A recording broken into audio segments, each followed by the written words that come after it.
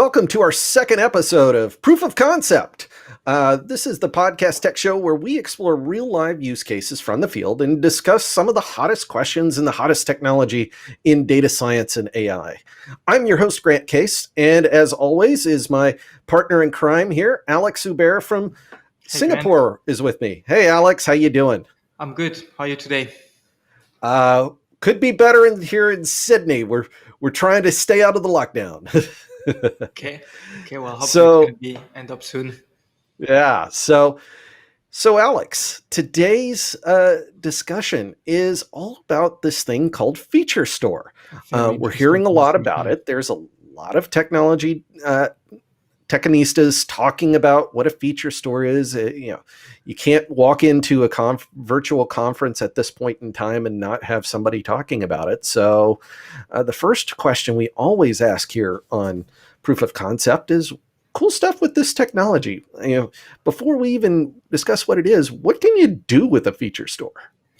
Yeah, I mean, once again, if we're putting ourselves in the shoes of end user customer, what are the services that you use on a day-to-day basis that requires a lot of predictive analytics and a very specific type of predictive analytics, anything that is live?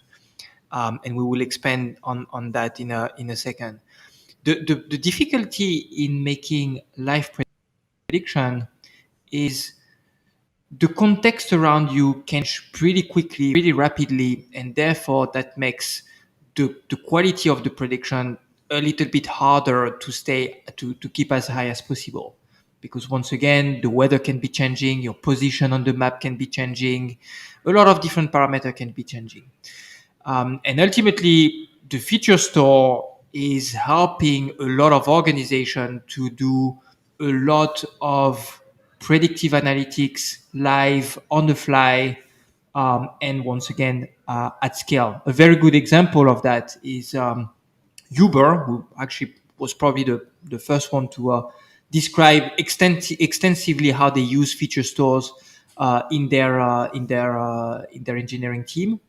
And they explain how they use a system called Michelangelo, essentially, to do a lot of live prediction of Uber Eats and where they should expect spikes in demands, spike for some specific type of meals or restaurant, ultimately to serve their customer better.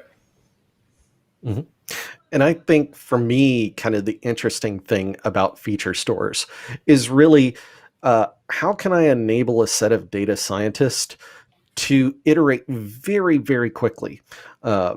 Had a wonderful example reading up by one of our Data IQ clients that in effect implemented a feature store so that they could start rapidly trying out different models with different engineering inputs. That whole concept of the feature store, being able to take different components, try them very, very quickly, deploy models, like you said, for that real-time processing, and then ultimately do A/B testing, blue, green, whatever, canary, to try to understand like what's the value here and then be able to move on.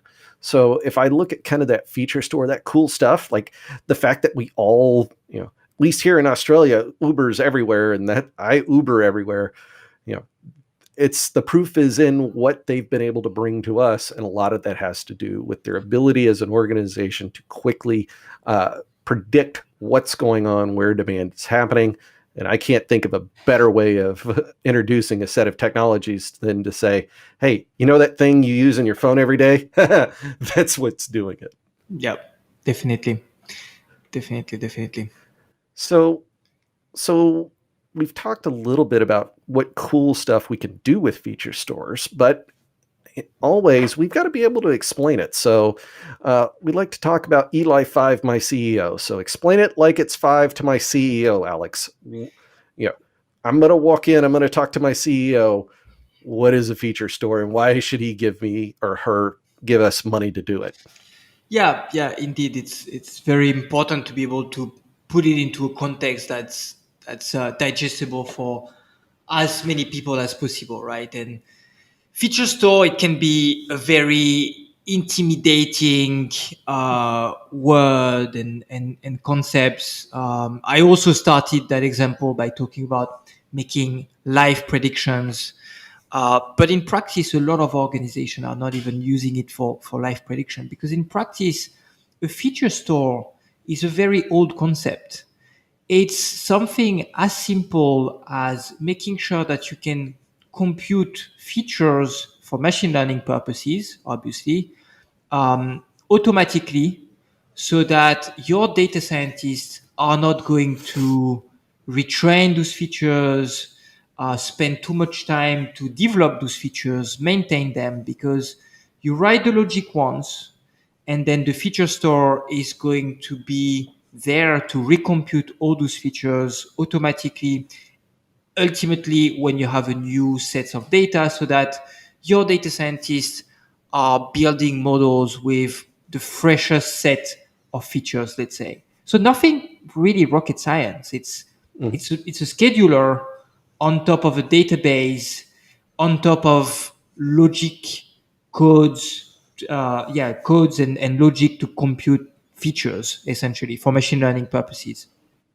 So I was talking to Brian King. He was an individual I work with at Servian here in Australia. He made a great analogy. So think of your team of data scientists, and you were looking for a specific apple, and you were looking at this huge jungle, or it's banana, or some sort of fruit, and way out there, and on the second mountaintop, there is fruits I can pick. That's a feature.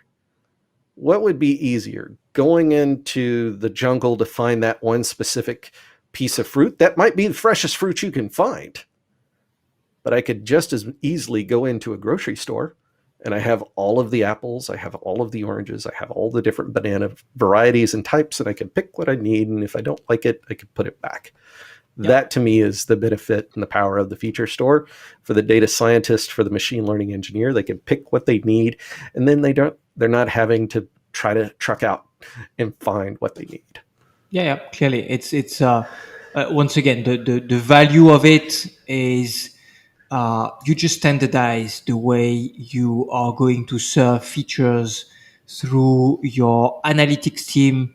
Again, we make a huge focus on the data science people, but it can also be useful for people that are, gearing more towards even a bit of descriptive analytics, right? A huge Mhm. problem for people that were doing descriptive analytics is that they have to do data prep, right? So they have to have Mhm. some data set that are potentially not clean at all, potentially not enriched.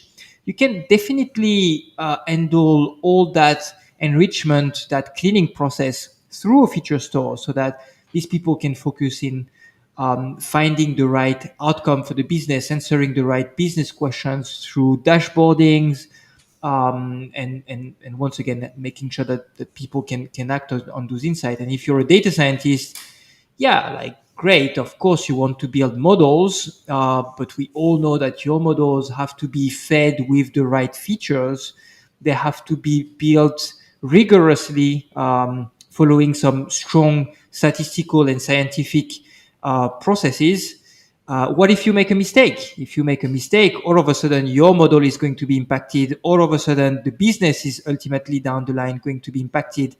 That's the value that the feature store is bringing on the table. I mean, one part of the value that the feature store Yeah. is bringing on the table. Yeah. And if you have some insights or like some comments about feature stores, join us on LinkedIn or YouTube and follow us there. And we'd love to hear your comments around this, because obviously we're not always the experts, but we hopefully can get some more information from you as an audience.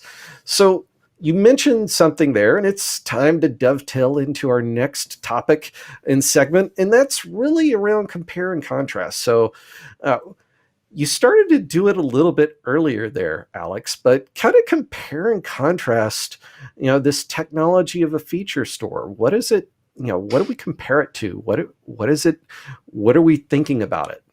It's actually pretty hard to compare this one to something, because it's technically speaking a relatively new concept. Now, if you put yourself in the grand scheme of things, once again, it's not new at all. You can compare it to the good old scheduler that you could have been using a while back. So technically speaking, a cron tab managing the right Python jobs, the right SQL routines on your database can be assimilated to a feature store. Now, the feature store is helping by bringing a lot of extra feature on top of that, especially from a machine learning purposes. What is really important is to be able to replicate your experiment. So you want to version control the data that you have used, for instance. That's the value that the feature store is going to add in comparison to a simple scheduler that is just running jobs and routines automatically when an event is triggering it. Once again, from a regulatory perspective, a governance perspective, you have to know which data you have used, which features you have built, and the ability to version those features is extremely important to replicate those experiments over time